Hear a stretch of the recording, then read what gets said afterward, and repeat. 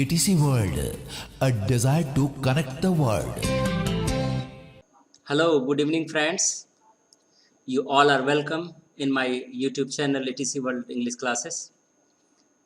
तो आज हम शुरू करते हैं आपका क्लास देयर के प्रयोग से। मित्रों, सबसे पहले मैं आप सबको बधाई देता हूं कि आप कंटिन्यू मेरे वीडियो को देख रहे हैं। इसके लिए बहुत बहुत धन्यवाद। I hope you all are healthy and happy. आज मैं आप लोगों को बता देना चाहूँगा कि मेरी माइक में प्रॉब्लम आ गई है, जिसके कारण मैं वीडियो को बार बार, कम से कम आज मैंने 4 से 5 बार वीडियो बनाया और कुछ टेक्निकल प्रॉब्लम के कारण परेशानी हो रही है। तो चलिए देखते हैं। आज हम कैमरा के माइक से, जो मेरे सिस्टम में कैमरा लगा हुआ है, वेब कैम लगा हुआ है, उसके माइक से मैं ऑडियो रिकॉर्ड कर रहा हूं। अगर किसी भी तरह की परेशानी हो थोड़ा सा झेल लीजिएगा। यहाँ नेट की प्रॉब्लम और अभी जो है टेक्निकल इश्यूज भी बार बार आ रहा है, जिसके लिए मैं क्षमा चाहूँगा। फिर जब सब कुछ सही होगा, हमको उम्मीद है कि आप लोग अगर वीडियो का सही दिल से इंतज़ार करते होंगे कि पढ़ाई चलता रहे, तो सब कुछ सही हो जाएगा। तो चलिए शुरू करते हैं आज का क्लास देयर के प्रयोग से। तो दोस्तों, देयर का प्रयोग बहुत ही महत्वपूर्ण है। देयर का प्रयोग हम कई तरीके से करते हैं। पहला सब्जेक्ट रूप में और दूसरा ऑब्जेक्ट रूप में। तो there can be used in 2 ways, as a subject and as an object both. As per the rules of word identification, the term there is a pronoun and adverb both. तो यहाँ पर क्या हुआ कि word identification का जो नियम है, देयर का जो पद है वह प्रोनाउन भी है और एडवर्ब भी है, विशेषण भी है। If it is used as a subject, this is a pronoun. जब हम वाक्य में देयर का प्रयोग सब्जेक्ट के रूप में करते हैं तो प्रोनाउन है। But if it is used as an object, it is an adverb. जब हम उसका प्रयोग ऑब्जेक्ट के स्थान पर करते हैं तो एडवर्ब है। तो कैसे इसको समझेंगे, उसके लिए एग्जांपल देखते हैं। There is a boy. यहाँ पर देयर का प्रयोग प्रोनाउन के तरह हुआ है। क्यों कि देयर का प्रयोग वाक्य के सब्जेक्ट के स्थान पर आया है। I have seen snake there, यहाँ पर देयर ऑब्जेक्ट का स्थान पर आया है, इसलिए यहाँ पर ये एडवर्ब है। If there is used as pronoun, it is meaningless. जब हम देयर का प्रयोग प्रोनाउन के रूप में करते हैं तो इसकी कोई अर्थ नहीं होती है। But if the is used as an adverb, it is meant वहाँ। लेकिन जब हम इसको एडवर्ब के रूप में करते हैं, ऑब्जेक्ट के स्थान पर करते हैं, तो इसका अर्थ हो जाता है वहाँ। When there is used as subject, it is also called the introductory subject। जब हम there का प्रयोग सब्जेक्ट के रूप में करते हैं, प्रोनाउन के रूप में करते हैं, तो यह इंट्रोडक्टरी सब्जेक्ट भी कहलाता है। तो देयर का प्रयोग देखते हैं प्रेजेंट फॉर्म में कैसे रखेंगे। देयर के साथ इज हम रखेंगे कब, जब नाउन देयर के बाद सिंगुलर होगा। देयर के साथ आर का प्रयोग करते हैं जब नाउन बहुवचन में होगा, प्लुरल होगा। उसके बाद एडवर्ब प्लेस का प्रयोग आएगा। इसको एक बार और देखते हैं। यहाँ पर आपका रूल्स भी कहता है, इफ ऑब्जेक्ट और noun of the sentences is in singular form, verb will be singular. And if the object और noun of the sentence is in plural form, verb will be plural. जब हम there के बाद singular subject रखते हैं, यानी singular noun का प्रयोग करते हैं, सिंगुलर ऑब्जेक्ट का प्रयोग करते हैं, तो उसके साथ इज का हम प्रयोग करेंगे। और देयर के बाद अगर हम प्लुरल रखते हैं, यहाँ पर हम आर का प्रयोग करेंगे। तो आगे देखते हैं एग्जाम्पल में। एक कलम है, there is a pen. Table पर एक कलम है, there is a pen on the table. कलमे हैं, अब देखिए यहाँ पर बहुवचन हो गया, देयर आर पेन्स। टेबल पर कलमे हैं, there are pens on the table. पैसे हैं, देयर इज मनी। मेरे जेब में पैसे हैं, there is money in my pocket. पंखा है, देयर इज ए फैन। हमारे सिर के ऊपर एक पंखा है, there is a fan over our head. पेड़ पर कुछ कौवे हैं, there are some crows on the tree. पेड़ की शाखाओं पर कुछ कौवे हैं, there are some crows on the branches of the trees. आगे देखते हैं देयर का प्रयोग पास्ट में हम कैसे करेंगे। सेम रूल लगेगा यहाँ भी। देयर के साथ वॉज तब हम लगाएंगे जब नाउन आपका सिंगुलर होगा, और देयर के साथ वर तब हम लगाएंगे जब नाउन प्लुरल होगा। बाकी का एडवर्ब प्लेस उसी प्रकार से होगा।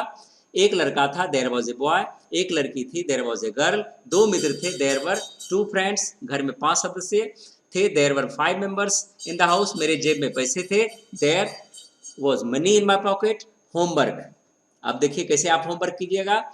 होमवर्क आप स्टोरी वाइज नहीं लिखेंगे, होमवर्क आप ट्रांसलेशन वाइज, मतलब एक हिंदी में वाक्य लिखेंगे और इंग्लिश उसके नीचे जैसे करते थे हिंदी वाले ट्रांसलेशन में, यहाँ पर आपको एक लाइन इंग्लिश लिखना है, उसके नीचे हिंदी ट्रांसलेट करके भेजना है हमारे व्हाट्सएप पर।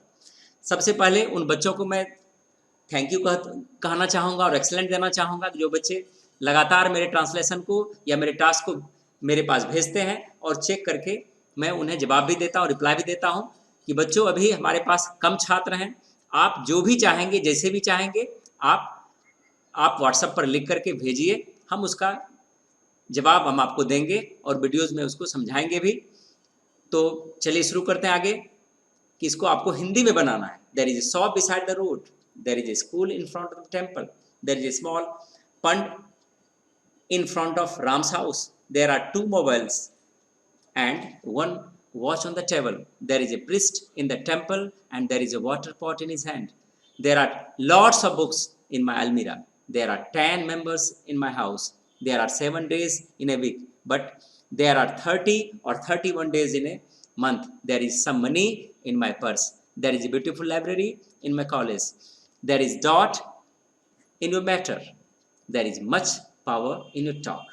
ये आपका टास्क है। फिर से हम रिपीट करना चाहेंगे, इंग्लिश को ऊपर लिखिएगा, हिंदी को नीचे लिखिएगा और गैप दे करके आप भेजेंगे। सुंदर हैंडराइटिंग में जैसे बच्चे भेज रहे हैं वैसे जितने भी बच्चे अभी तक दिए हैं सारे बच्चों का हैंडराइटिंग बहुत सुंदर है और बहुत सुंदर तरीके से आपने बनाया है। चलिए तो निगेटिव कैसे बनाएंगे, देयर के बाद इज आर का प्रयोग होगा और नॉट और नो रखेंगे या नो और नॉट रखेंगे। कैसे यहाँ नॉट और नो का फर्क हम समझेंगे। नॉट के बाद सिंगुलर काउंटेबल नाउन का प्रयोग होगा और एन का प्रयोग किसी भी हालत में होगा। नो का प्रयोग अनकाउंटेबल नाउन या प्लूरल नाउन के साथ लगेगा और इसमें किसी भी हालत में एन का प्रयोग नहीं करेंगे और नाउन जो आएगा आप उसके आधार पर इजारम का प्रयोग करेंगे। मेरे जेब में पैसे नहीं है, there is no money in my pocket. इस घर में कोई नहीं है, there is no one in this house. इस बात में कोई सच्चाई नहीं है, there is no truth in this matter. इस स्कूल में अच्छे शिक्षक नहीं है, there are no good teachers in this school. शहर में सन्नाटा नहीं होता है परंतु गांव में बहुत शांति होती है। There is no stillness in the town but there is much peace in the village. आगे देखते हैं। होमवर्क फिर है, फिर आपको जो है एक वाक्य को लिखना है और उसके नीचे उसका ट्रांसलेशन पार्ट रखना है। तो देखते हैं क्या है। There is no money in my pocket, there is no beggar in this village, there are literate persons in this land और there are literate persons in this street. There is no taste in tea, there is no interest in your story, there is no one at home, this time there is no money in my hand और this time I am penniless, there is no sweetness in the sweets as there is the sweetness love, there is no dot in it। इस वाक्य को हम फिर से बोलते हैं। there is no dot in it now, there is no guts or power in your matter, there is a temple in front of my house, there is a priest in the temple, there is a copper water pot in the priest's hand, there is tulsi jal in that water pot। आगे चलते हैं interrogative में। Interrogative में कैसे करेंगे, is are को पहले रखेंगे आवश्यकता अनुसार और वॉज वेयर को पास्ट में आवश्यकता अनुसार। तो देखते हैं एग्जाम्पल। और एक चीज यहाँ पर और बता देना चाहूंगा, यदि क्वेश्चन वर्ड आएगा तो क्वेश्चन वर्ड के बाद हम इज आर या वॉज वेयर का प्रयोग करेंगे, बाकी स्ट्रक्चर ज्यों का त्यों रहेगा। क्या मेरे जेब में पैसे नहीं है, is there no money in my pocket. क्या मेरे दिमाग में, तुम्हारे दिमाग में ज्ञान नहीं है, is there no knowledge in your mind, is there no knowledge in your brain. क्या गांव में चोर नहीं रहते हैं, is there no thief in the village. क्या नदी में पानी नहीं होती है, is there no water in the river. क्या सप्ताह में 7 दिन नहीं होते हैं, are there no 7 days in a week. इस गांव में एक भी भिखारी क्यों नहीं है, why is there not a single beggar in this village. अस्पताल में डॉक्टर क्यों नहीं है, why are there no doctors in the hospital. आपके जेब में पैसे क्यों नहीं हैं, why is there no money in your pocket. Homework इसमें है, इसमें देखिए 3 होमवर्क है।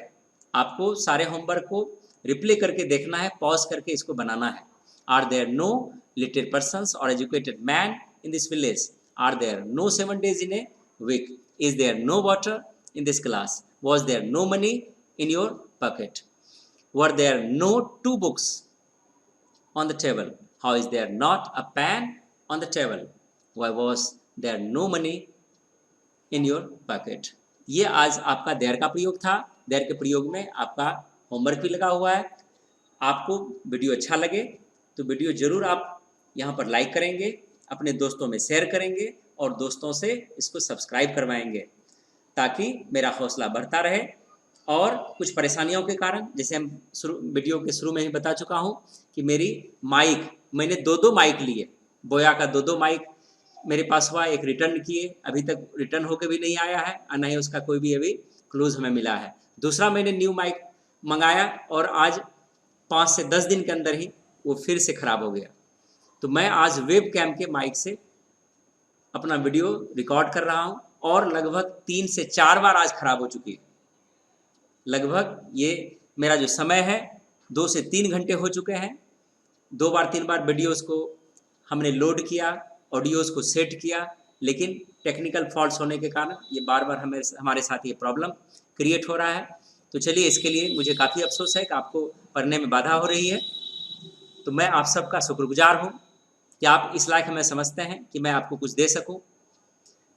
तो परेशानियों के कारण मेरे टेक्स्ट में कहीं न कहीं मिस्टेक्स भी होती है, तो मिस्टेक्स को भी आप मेरे व्हाट्सएप पर शेयर करेंगे और बताएंगे कि मैंने कहाँ पर गलतियाँ की, क्योंकि अपनी गलती किसी को पता नहीं चलती है। लेकिन मैंने पिछले क्लास में बताया है कि गलती को हम एक गाइड के रूप में रखते हैं। गलती तो करेंगे ही, क्योंकि गलती करते करते ही इतनी अच्छी सुधार होने लगती है कि आप सोच नहीं सकते हैं। तो आप लोग भी अगर गलती करते हैं तो गलती ढूंढिए और गलती को हटाने का कोशिश कीजिए। तो आज का वीडियो हम यहीं तक रखेंगे। हमको उम्मीद है कि आप मेरे वीडियो को अवश्य रूप से और आवश्यक रूप से पसंद करेंगे। तो आप लोगों को बहुत बहुत धन्यवाद। जय हिंद,